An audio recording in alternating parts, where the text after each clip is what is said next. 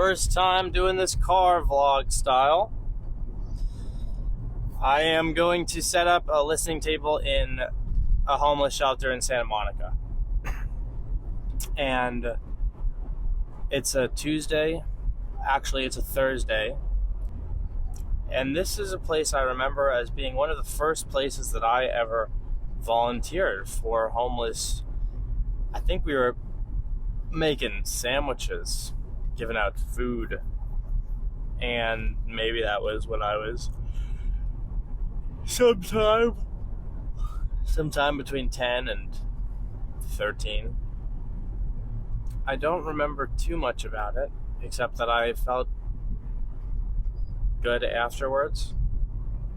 I felt like people were appreciative. And now we're going to listen to see what's possible, what comes up. Setting up listening tables in homeless shelters is a experience where sometimes people want to share really deep, heartbreaking stories, which give me a sense of compassion and understanding. It deepens my ability to see somebody outside on the street and be in touch with how human they are, which is something that before I started doing these tables, and even every day, I struggle with seeing people and trying to compartmentalize what's going on in their lives. You know, I lived in El Segundo, and I remember every time I would drive back to my house, I would see this line of tents under the underpass, and there's this road where just broken down RVs just line the street, and just kind of driving past it. I think I ended up meeting somebody at one of my listening tables who lived in one, and he said it was amazing. So good for him. He said he paid somebody like $400 a month in rent, and that was all he really needed. There were places for him to get food and shelter and water. Well, not shelter, but food and water. He knew where to get the showers for free, cleaning materials, socks, shoes. And we were sitting at this table, I don't know which number it was, and he told me about how being homeless is the best choice that he ever made, letting go of the need to have a job so he could pay rent, so he could work to contain himself in a structure, which is a house. And he said he just didn't like structures, didn't want to have to work, didn't have to. So now he said every day he spends time with his friends. And one of the things that he made a really good case for homelessness, for letting go of the need to fit in and trading the time for some comfort. This was, I was seriously considering, he said, you get a tent, you live out on the beach. How much do you pay for rent a month? And I was like, basically most of what I'm making. And it doesn't seem like it's getting any more fun to have that. And so I just thought about, he made a really good case for homelessness, for saying it was the best choice he ever made. And then he just asked me one question that really changed my mind about the thing. He said, have you ever been in a fight for your life? Or do you know how to fight? To which I kind of said, I don't know about that. Don't know about that one. Here we are, just driving past the shelter right now. But the thought of having to defend myself if people were trying to kill me, that kind of turned me off from the idea of choosing to give up the protection of a house. Anyways, I'm right at the shelter now, so I'm going to call John and see if he has some good way for me to get in. And I'll see you inside. All right, so it turned out I went to the wrong shelter. So I'll be there in about 5 minutes, which means we have 5 minutes more time to talk about listening. The homeless shelters are remarkably similar to listening out in public. Not just because there are homeless people in public that choose to sit down at my table sometimes, but because so many of the issues that I have listened to people talk about are universal. And okay, the feeling of wanting a relationship with a loved one back is something that I've heard in both inside and outside of shelters. Something you probably can experience yourself. There is a conversation of feeling disconnected from your family. Another deep, heart-wrenching feeling. Feeling like you and your family have an irreparable rift is brutal. And it's totally a situation that can be exacerbated by homelessness, but a situation that is so much more common than just something for homeless people. Apple Maps loves to talk. Okay, here we go. Where am I? When I sit up in these places, I like to remember that these people, just like anyone else, I'm not trying to force them to talk to me. I sit at my table, I explain what's possible, what I'm offering, and if people choose to talk, they choose to talk. The thing about the shelters, which is different than, say, setting up in a public place, is that there's a different level of predictability where people are going to be around and when.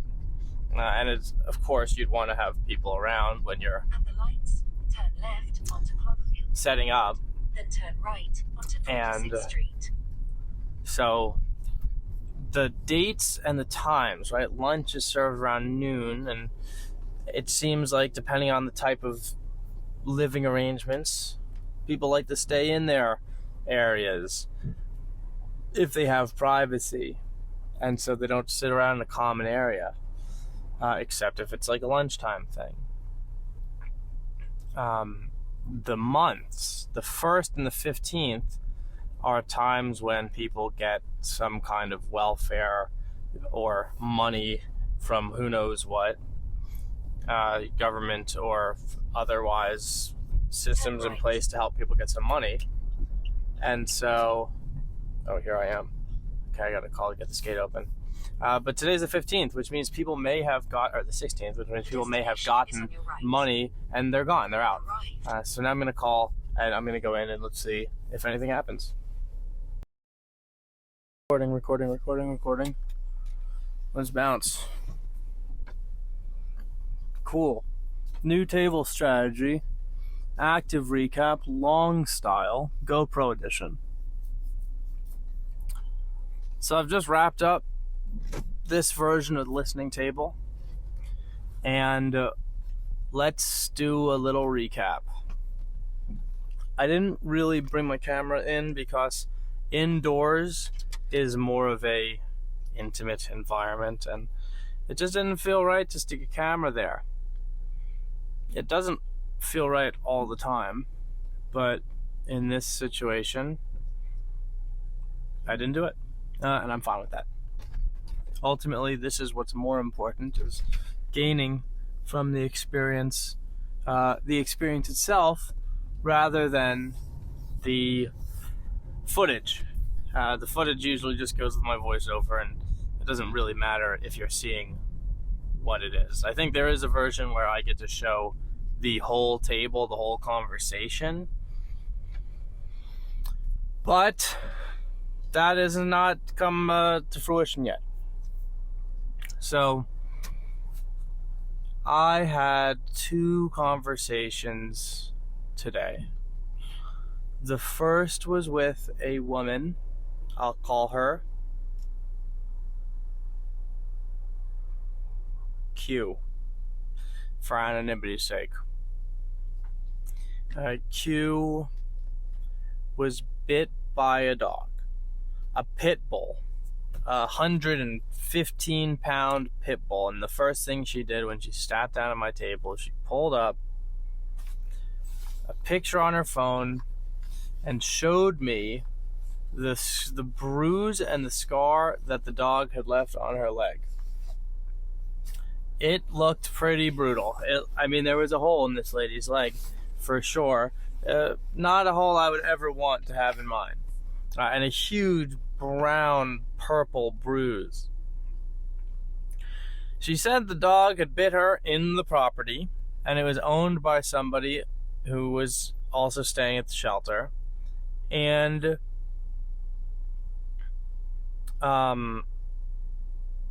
she was upset. Now, I brought Grok, which is a card activity where on them you have needs and you have feelings. So this is the need to matter and to belong, which is a need I feel in my life. And this is the feeling of discouraged. And there's a bunch of them, and there's a deck, and you can get them, and it's great for conversation, giving you the vocabulary around harder conversations. This is definitely the sponsor of the video and a tool that I am so glad to be able to partner with. So click on the link that's available to you, and you'll be able to grok it up with your pals and support me at the same time. Go to their website, check them out. Anyways, I brought the Grok deck, and I was laying out cards just based on the conversations we were having. What came up? Well, sense of unfairness. She was talking about how she was exploring legal action. She'd been traumatized by this dog. She wasn't able to be around dogs. This happened months ago, and she's been anxious about dogs. She says it's not fair that the shelter could have known that this dog had bitten people before. Which is something that she says is true. I guess there's an organization that tracks dogs that bite people. And she said she wasn't the first person that dog bit at the shelter. She said she wasn't the last person that dog bit at the shelter. And basically, this is a dog that was dangerous to be around.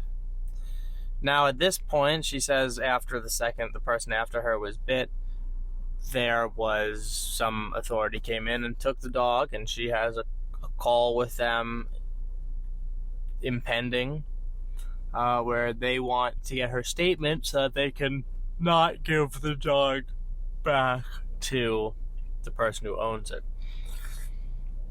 She says she might explore legal action, but you can't sue somebody with no money. That's basically like a law of litigation or something like that, which is don't sue poor people because you're not going to get anything from them. If it's like a civil thing, I don't know. I'm not a lawyer. Don't take my word for it. But if you see someone who doesn't have any money, how are you going to get money? And she said there's this criminal thing where you can sue the person and the state will pay for it, and then the person will have to pay the state back, which is something she's exploring. She's also considering taking legal action against the shelter for not doing the appropriate research on the dog that they let into the shelter. And she says she's getting kind of treated very standoffishly by the people who work there because they don't know how to handle the situation. And I can empathize with all of that. It makes total sense. And I'm pulling out Grok cards talking about how it must feel unfair, how she's got a need for safety, for security. She says yes. We talk about feelings of discomfort, feeling scared, feeling disappointed. The conversation maybe lasts 15 or 20 minutes. And one of the things that I'm really sitting with is I can't do anything. And I go to these places not to fix problems, but be there for situations where someone wants to talk about something, and she wanted to talk about something, and we did. And I asked some questions when I felt like it was appropriate about if she feels like she's healed. This was towards the end, and she says that the wound, the skin has healed, but there is something in her inside of her leg that has not healed, and it hurts, and her knee is never going to be the same, and that's really challenging to sit on the other side of the table. Probably a lot less challenging for me than for her, who's actually dealing with the thing, but to sit as a listener and know that there's nothing you can do. It's kind of it's frustrating. It's disempowering, and it is what I think is so important about doing this listening practice, is being able to put yourself in a position where you know that you can't fix it, but you don't know how being there can help, because maybe getting able to talk about it gave her some clarity. It doesn't seem like she had people to talk to about this strategy she had around. Maybe it didn't do anything. But I like to think if it didn't do anything, if there was no point to it, she wouldn't have sat there in the first place. She wasn't looking for answers, that's for sure. Am I recording? Let's find out. Okay, great. First time, so I'm trying different things. Yeah, she wasn't looking for answers. She wasn't looking for advice. We were pretty cool about that, and I shared with her that I appreciated that she was sharing this with me, even though there's nothing I can do. And she wasn't looking for me to do anything, so just sitting there and being sad. I said, I'm sad. And she said, I'm sad too. So that's kind of the takeaway, is just keep practicing for me. It's just engaging in this practice of, people are sad. Sometimes just being there is good, and maybe it's not. But as a person who will encounter sad situations in the future, I feel like this practice keeps me aware of the value of it and aware of the practice. It's building that muscle of putting yourself in a place where you're there for someone if they need you, but also that there's a boundary there, that there's only so much you can do. It makes me sad that she was going to sue the homeless shelter, because the shelter seems like it's going to do good stuff for people. And I'm sure it's uncomfortable for them to feel sued by their negligence or whatever they'll be sued for. Who knows? But at the same time, I feel like this woman is feeling incomplete, and that it's completely unfair to her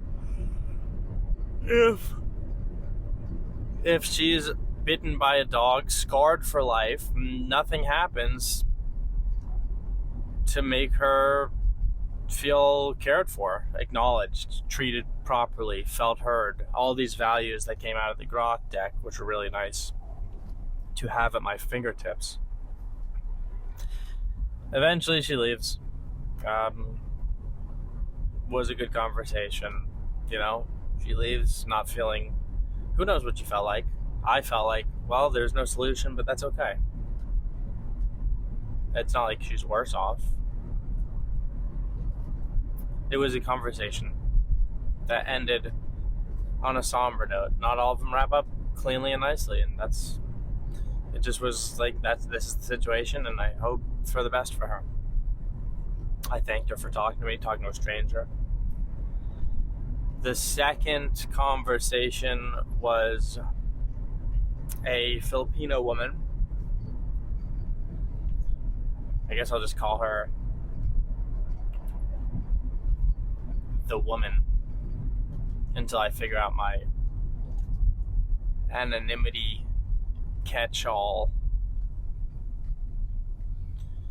So this woman comes up to me and she says, "What's this about?" I say, "It's practice listening." And she sits down. Now, I've seen her in this lunch area, which probably had about 7 people in it at the max. Each table has a seat for one.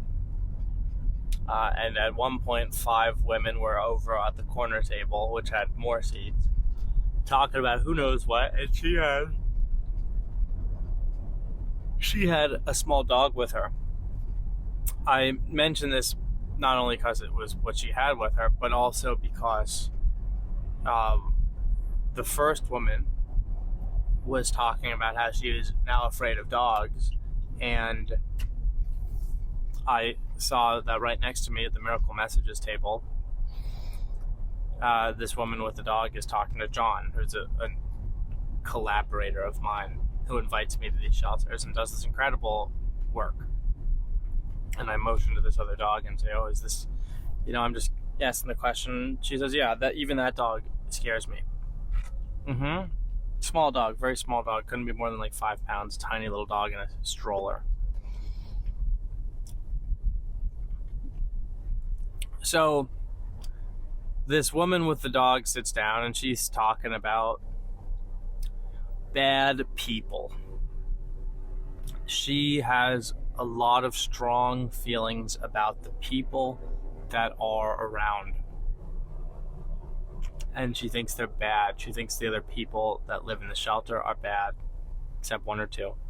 She thinks that the staff of the shelter are bad. And she is ultimately sad. That was what we touched on as I reflected. She would ask me what I think after every couple sentences. What do you think? She said very strongly. What do you think of that?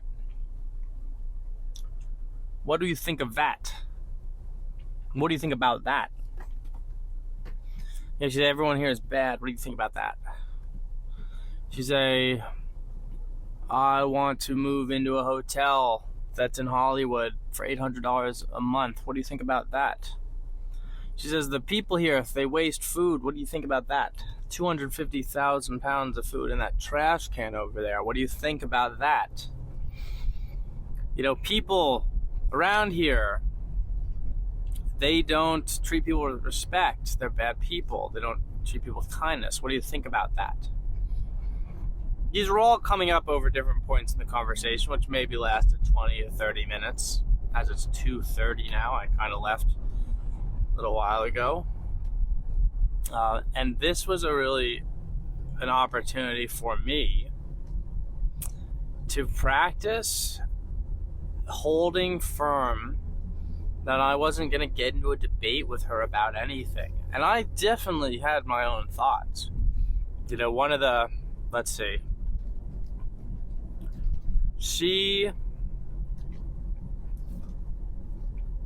there was a racist intonation. I'm not even going to say it wasn't an overt racist bent, that she just categorized a bunch of people in a certain way. And she said, all these people, they are rude, disrespectful, not kind. What do you think of that? And I really didn't want to get into that with her because I wasn't interested in debating or saying, well, you only know a certain amount of people, or all the people you deal with are also going through really hard conditions. And we did talk a little bit about where you learn how to be a person. And I got to ask, I was listening for, her story is basically, maybe she's in her 60s. A lot of tooth-related stuff going on. And she says she had a husband, a veteran. He got sick. She took care of him. He didn't want nurses. He didn't want to deal with hospitals. He wanted her to take care of him, and she did. And she stayed by his side and did all the nursing stuff and who knows what until he passed away. And she talks about, I used the values that I was touching in, and it seemed to me, I reflected to her, that she really cares about commitment. That she cares about, if you set up a relationship, like a marriage, if you set up a family relationship, then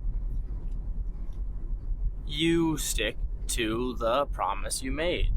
And that really resonated with her. She says, yes, when you commit to a relationship, that's what you do.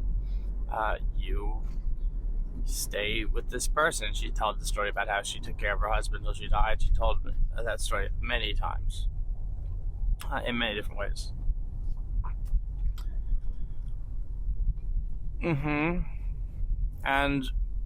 I was feeling like it was hard for me to just sit there and accept how, because she was really saying people were bad. What do you think of that? She was saying people were bad a lot. And it was hard for me to just kind of like accept that, especially since she was prodding me to have answers so many times. So every once in a while I would move forward and say, well, I don't want to talk about my feelings. I do have thoughts about that. I'm just trying to understand, where you learned this from. And she, I was saying that if you don't know about kindness, if you haven't been raised with kindness, you're not going to know how to be kind. If you haven't been raised with love, you're not going to know how to be loving. If you haven't been raised with forgiveness, you're not going to know that. If you don't have the values these values. And I asked about where she grew her values. She said, well, her mom worked. She had a nanny that took care of her in, where was it? Oh man, I forgot the country. And I just mentioned it earlier. Well, she said that she was raised by a nanny, and she said she had 5 other siblings, and all of them were each raised by individual nannies, so they had their own personal nannies, which is pretty impressive. And I mentioned that, and I asked about how she learned from her nanny, and she said her nanny was amazing and taught her about kindness and love and all this stuff. And I, said, well, it's great that you learned that. And we talked about how if people don't have that in their life, they're not going to learn about kindness and love. And I wasn't trying to make a point. I was just more trying to explore it and see if it landed with her, which it maybe did, maybe didn't. I wasn't really pushing it. But then I got to learn that she got married to an American soldier when she was 12 years old. I said, how old was he? She's 34. There's so many questions that come up for me there. She said she met him because her aunt was a nurse in a hospital and would show pictures of her as 12-year-old to this soldier. Now, there's so much to be fascinated with here. I said, well, when did you meet him? When did you come to America? Because I was curious. This is kind of sketchy. This is a fascinating place to be in the land of what's up with that. Well, it turns out she married him at 12, but she came to America at 25. And they'd been writing letters to each other for 13 years. So that's rad. I don't know what kind of relationship physically they had before then. I think she visited him once or twice. Or he visited her. But I didn't dive into it because it didn't really seem to matter. All that she really cared about was that she took care of her husband when he was dying. She was so committed to him. And now he dies, and she's a widower, and she's homeless, and she wants to get out of the shelter, and he's been dead for 13 years, and she doesn't have, she doesn't have people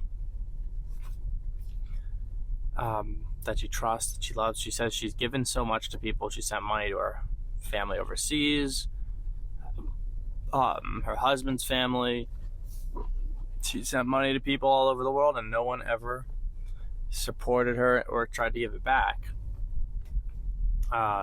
when she knew them. And she was so disheartened by this because there had been nothing that came back to her.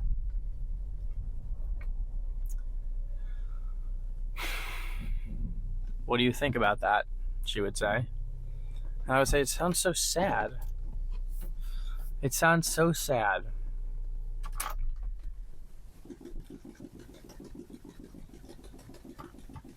And just sitting with that and being like, damn, that is sad. That is sad. It sounds sad. It is sad. It's painful to listen to. Even more painful to experience, I'm sure. And we had the conversation. I held back my judgment about child marriage. I didn't get sucked into debating her racist, judgmental tendencies. We just connected over a shared appreciation for kindness, for caring, and we talked about how it would be amazing if people were able to learn more as children, and how you can think adults are bad people, but you can't blame them for not having mentors as children. You can't blame them for not having people who are kind in their lives, and you can just try and keep putting kindness out into the world, hoping that it will come back one day, because it can be really disheartening if it doesn't. After that, I don't know if I recommended it, but John with Miracle Messages has this program where you can sign up to have a friend to talk to once a week for about 30 minutes. I very much recommend you check it out if you're interested in getting to listen to someone going through different things, and maybe make a friend who could really use the support of someone kind and caring, because when you're in these shelters, you're not always surrounded by people who you can talk to. And so being able to have a 30-minute conversation with someone going through a totally different life every week can be so helpful for them. Okay. That's my spiel. This is the first of many, hopefully longer videos. I think this one's longer than it needs to be. Maybe I'll edit it down, maybe not. But thanks for listening, and if this is something that you watched all the way through or care about or have reflections on, please feel free to share them. Otherwise, thanks for listening. Take it easy.